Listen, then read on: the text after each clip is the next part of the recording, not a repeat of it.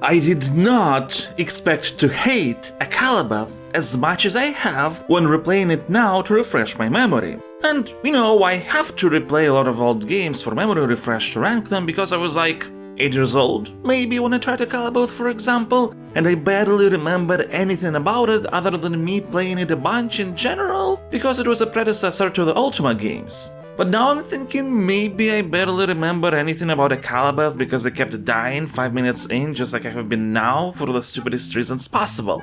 AKALABETH is a game that to me can be enjoyable only when abused. The lucky number at the beginning is the seed for the randomization of the entire world, so the same number of the world will always be the same, therefore find the one which suits you and doesn't take forever to find dungeons and Lord British's castle where you get quests. Don't select fighter class since you can abuse the mage class thanks to magic amulet. Abuse the random stat generation until you get the most gold at the beginning, since you need to buy not only equipment but food as well, because as soon as you reach 0 food, you die.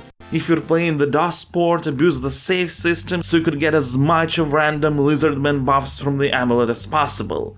When you do all that, the game can be enjoyable. But then the question is, what's the point of everything else, If you try to play the game straight, like let's say a roguelike, which it sorta is in a way with its simple loop and the goal to defeat certain enemies as commanded by Lord British while exploring the dungeons, I don't see how one can have fun because it's just bullshit after bullshit. Now, don't get me wrong, I appreciate AKALABETH for its historical significance, but for me personally the experience of actually playing it was pretty horrible. As such, it goes to the bottom of the list now, even below Asteroids. That game might bore me, but at least it's coherent enough. AKALABETH is ambitious for its time, but it's a mess that just makes me angry.